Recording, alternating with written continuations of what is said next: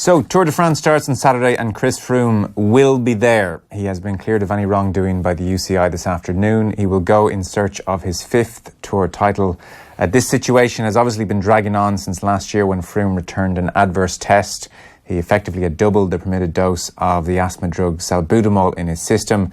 And finally, on the eve of the 2018 Tour, we have a resolution. Dr. Ross Tucker joins us. You're there, Ross? I'm here. How are you? Very good. So, well, it's been a busy 24 hours in this story after this thing dragging on for quite some time anyway. Just yesterday, the news broke that the Tour organisers were seeking to block Froome from riding, which seemed like a very interesting development. And now here we are. The UCI say, in light of WADA's unparalleled access to information and authorship of the salbutamol regime, the UCI has decided, based on WADA's position, to close the proceedings against Mr. Froome. So, a short version here, UCI have said WADA are happy, therefore we're happy. That's kind of where we are today. Kind of. The most telling bit in what you just read there was the part about WADA being the authors of the policy. Because what's happened here is that they've obviously set this limit for salbutamol. So most listeners will be aware that you're allowed to have some salbutamol in your system, but not too much. And there's a line that they've drawn, and it was 1,000 nanograms per mil. And what that line betrays is that WADA was basically asked to defend that line, and they couldn't do it. And so they were presented with so much evidence and so much scientific research that effectively put the burden back on them to defend that line is a legitimate and fair and robust way to exclude people or not based on anti-doping policy. And WADA effectively have said, we simply cannot defend our own policy, therefore we're closing proceedings. And that, I mean, anyone who hears that makes a mockery of anti-doping policy, certainly for salbutamol, and I believe with wider implications for other drugs also. And why would they not be able to defend their line that they've picked, their 1,000? Because the principle there is that you can't measure what the guy takes. He's allowed to use his inhaler, and he's allowed to use it up to a certain amount. But you cannot measure the input, and so therefore you measure the output. But that output is a function of so many other complex interactions. And so two people taking the same dosage might produce different levels in the urine, and the same person taking even slightly different dosages might differ from one day to the next. And so because they can't stand with absolute confidence behind their own upper limit, they can't then sanction a person on the basis of it, because they're effectively saying, what if there's a false positive? Mm-hmm. And because we can't absolutely confirm this, and because there is enough doubt that has been portrayed and created by the legal team and by Froome's case, we have to then say that his adverse finding is actually, in fact, not an adverse finding, and he's free to ride. So it really does undermine the credibility of the process, because it says pretty loudly that the evidence base for the anti-doping policy in this instance is not strong enough to withstand a challenge. That's the way I would read that. Right, okay, very interesting. So I saw the UCI president said that Froome presented 1,500 pages of expert evidence, and a few times in the limited statements and reports I've been able to read, on several occasions they talk about a significant number of expert and scientific reports which were submitted on behalf of Mr. Froome. Later on in the process, Mr. Froome then filed his explanation for the abnormal result on the 4th of June 2018, together with significant additional expert evidence. What WADA say is, they say the decision that they've reached is based on a number of factors that are specific to the case of Mr. Froome. So here's where we kind of thought, well, this might be interesting, specific to the case of Mr. Froome. So, one, they say that a significant increase in dose over a short period prior to doping control. So in layman terms, me or you go puffing away pretty close to when we were going into doping control, and that could have adversely affected things. And then two, demonstrated within subject variability in the excretion of salbutamol. So that's what you're getting at when you talk about how in different people it will be ingested and digested and excreted in different ways. And there's no real way to measure how you might react to salbutamol and how I might react to salbutamol. That's the gist of that. Yeah, so to the second point, that's the gist. And so there are a handful of studies that have looked at, here's a dose, here's how much appears in the urine. Yeah. And they've done that for exercise. They've done that where they've caused dehydration, because there's obviously going to be an effect on what appears in the kidneys and therefore the urine when you are losing fluid during exercise. In very few of those cases did you see an athlete get to the levels that Chris Froome has got. And that was why about 2 months ago, WADA came out and said that they were quite confident in their limits. Turns out that was misplaced confidence, perhaps buried under the weight of 1,500 pages worth of evidence and documentation. But that's the point, is how confident are you that there's not a false positive? And listeners might recall about a month ago, a study came out where a group of pharmacologists had developed a model based admittedly on dogs, in which they reckon that there's about a 15% chance of a false positive. Now, anti-doping cannot stand when there is a 15% chance of a false positive, because what that means is that on 100 people who haven't taken a drug, 15 would fail the test. Now, I don't think that dog study was particularly good. I would hope that it wasn't part of the reason that WADA backed off and the UCI backed off, because I think it was fairly weak and actually almost borderline irrelevant. Mm-hmm. But that's the kind of thinking and the process that they would be going through. And then to your first point, in layman's terms, yes, they're saying that Chris Froome took a big dose just before he had to give the sample, which is a little bit like you're driving home from a night out and you see a police roadblock and you quickly drink the last of the beer in your car just before you have to do the breathalyzer. So that seemed a little bit reckless from an experienced cyclist, but that was apparently their defense. All of this, of course, is speculation, because both the UCI and WADA have drawn a very solid line under this and are not going to disclose any of the facts that led them to their decision. And that's, again, it's just classic lack of transparency of sport. Well, yes, that's a good point. And if people are listening and wondering, well, where's all the explanation here? Where's all the science that, for instance, you would love to get your teeth into? We haven't really got that. If you were to sum up the summation today, it's been, they've given us a load of evidence. We've looked at it, and trust us, it's fine. That's kind of the gist of what we've got today. Well, that's just that you're paraphrasing literally the UCI press release, because, and I'm reading this right now, the UCI understands that there will be significant discussion of this decision. So, in other words, they recognize its impact. Then they go on, wishes to reassure those involved or interested in cycling that its decision is based on expert opinions, WADA's advice, and a full assessment of the facts. The UCI hopes that cycling world can now turn its focus to and enjoy the upcoming races in the calendar. I mean, if it wasn't so disillusioning, it would be a comedy show, because how can you say you understand the impact this will have and then just say, trust us? No, yeah. And by the way, enjoy the cycling. Yeah, there's no way that most people who follow the sport can enjoy the sport, given what has happened here and the way that it's happened, whether or not Froome is innocent or not. Yeah, they've kind of ruffled our hair and said, "Don't you worry about this. It's fine. We've got this." There was something else I wanted to ask you about, and to see how legitimate a point it is, because this is where I'm significantly out of my depth. So we've talked about the WADA statement regarding the fact that Froome supposedly took a significant dose shortly prior to testing, and also that he demonstrated within subject variability in the excretion of salbutamol, i.e. how his body reacts to it. The interesting thing is, so if you're saying, well, look, I'm Chris Froome and I react to salbutamol in a certain way, then it does talk in the rules generally about being able to test how a body reacts to certain drugs, i.e. in this case salbutamol, in a controlled pharmacokinetic study. I.e., well, okay, Chris, if this is how you react, well then let's recreate the conditions, and you puff away in your salbutamol and we'll do the tests. Which seems like a fair, that makes sense to me. However, they're saying here that it was not possible to recreate the unique circumstances. Those unique circumstances include the fact that Froome at the time was apparently ill.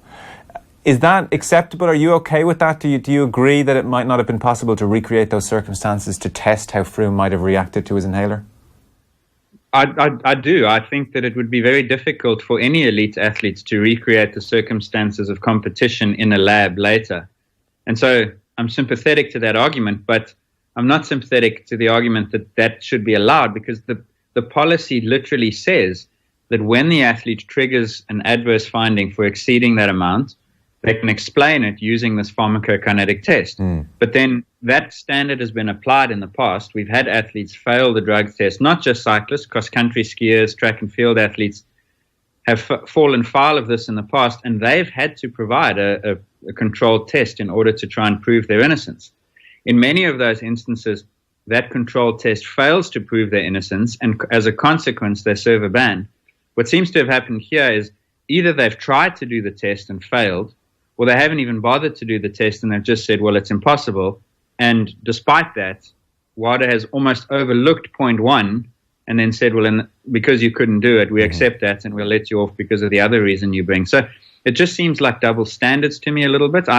I'm completely sympathetic that you probably can't recreate that, but every athlete in history has had to do that with this exception. And unless there's something in those 1,500 pages that we're not aware of, I don't understand why that would be the case. If I'm an athlete who's served a ban, having tried to recreate and failed this test, I'll be sitting there saying, well, what did we do wrong? Maybe my lawyers weren't good enough.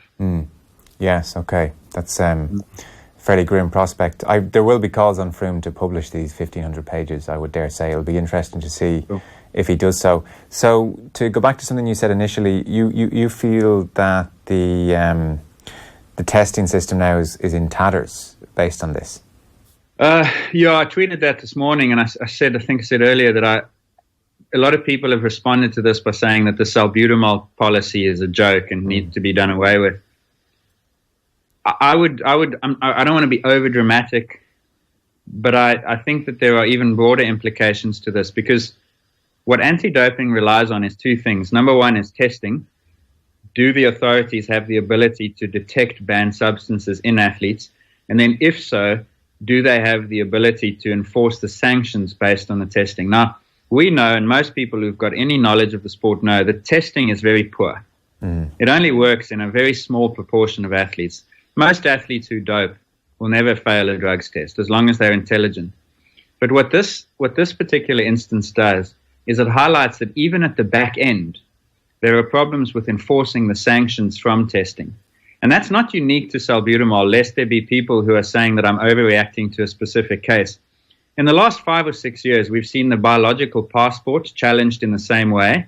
And when the legal challenge is strong enough, it breaks. There was a case of an Irish sprinter called Stephen Colbert, and the only reason he didn't break anti-doping, or in his case EPO, is because he didn't have the money to do it. And so he eventually took his ban and retired. But his was a case where it was a test for EPO. Some experts said that it was a positive test. Some experts said that it wasn't positive, and they were split.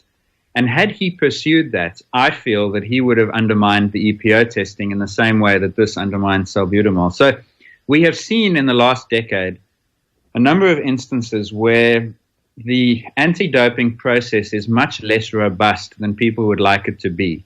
And that's after testing. This is actually on the legal side of it. And so I think that this Froome decision today is a giant leap in the direction that anti-doping was already going, which is the direction of basically no credibility. People may not have seen that we were on that path, but we were. Classic example, by the way, is how often we debate, what is the scientific evidence that drug X works? Well, there isn't any. So why is it banned? So that's one example. But we were on this path, and this decision today is a giant leap in the direction of much less, to the point of zero credibility for anti-doping. I think it's a very damaging day for the concept of anti-doping.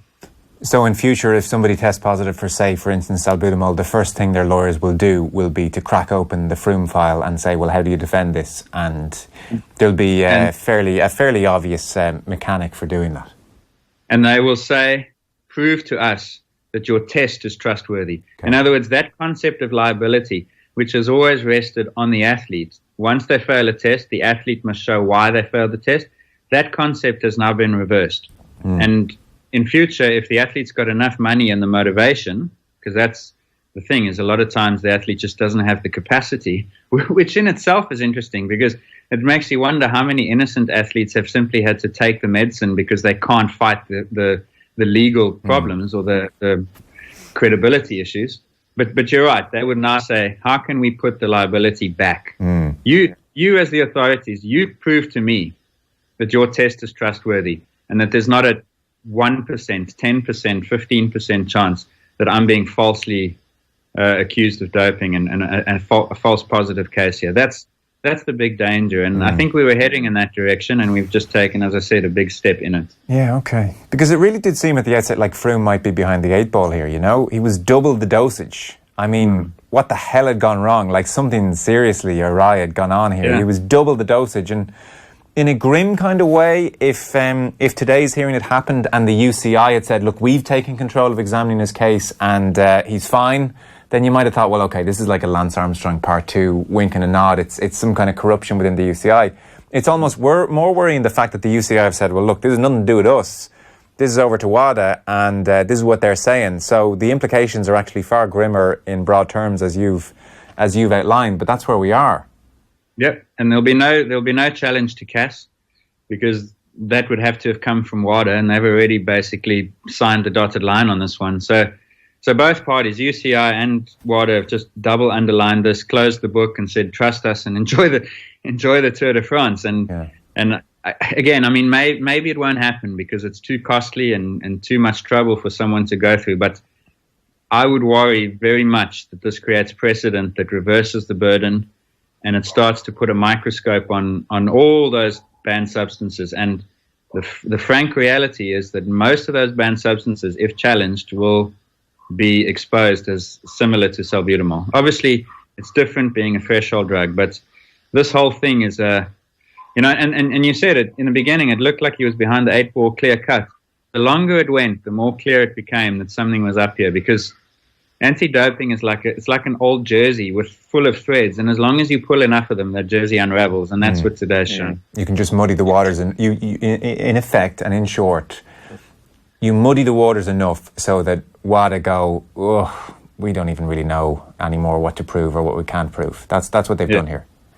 Okay. Exactly, and it's easier probably for salbutamol than it might be for some other cases, but for me the concept is the same, is that you can attack the foundation of anti-doping in order to show enough doubt to get away with whatever it is. Yeah.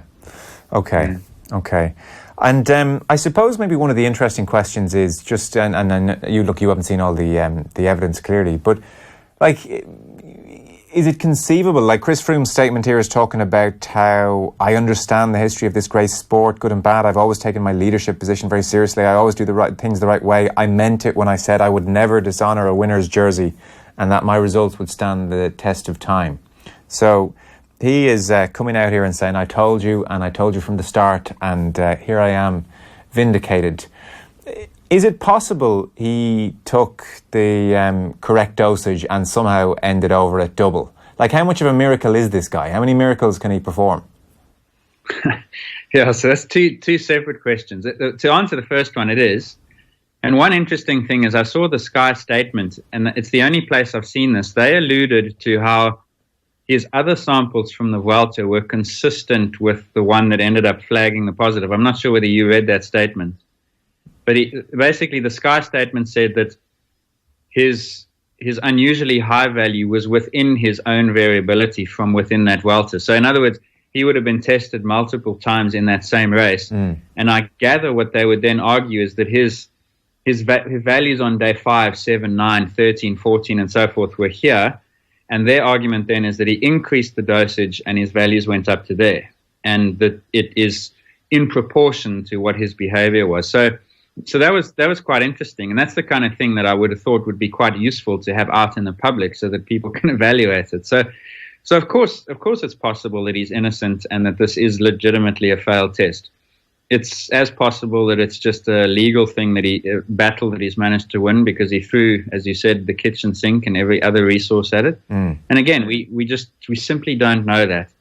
And ultimately, and sorry to interrupt, Ross, does anybody know that? Like, do WADA know that, or is what you're saying here that there's no real way of knowing?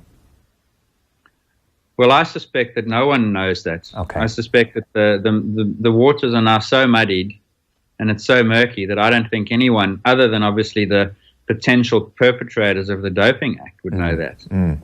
Because WADA are basing it on, it's all probabilities.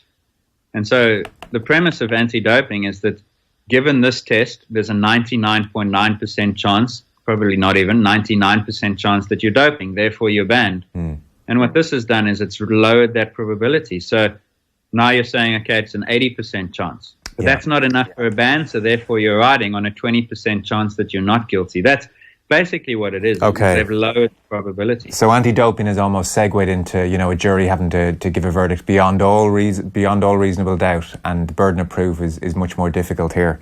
Yes, and the problem is, problem is that the only evidence that jury gets is a sample in the urine.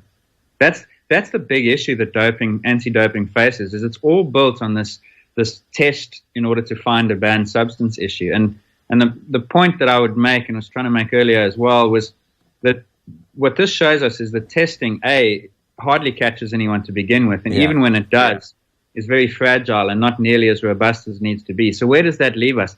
That leaves us needing more investigation, more whistleblowers, more investigative type work, because then the jury has information. At the moment, the jury's got one piece of information to work on, and that's why you can just throw everything at undermining that information. Okay. And that's not a good system.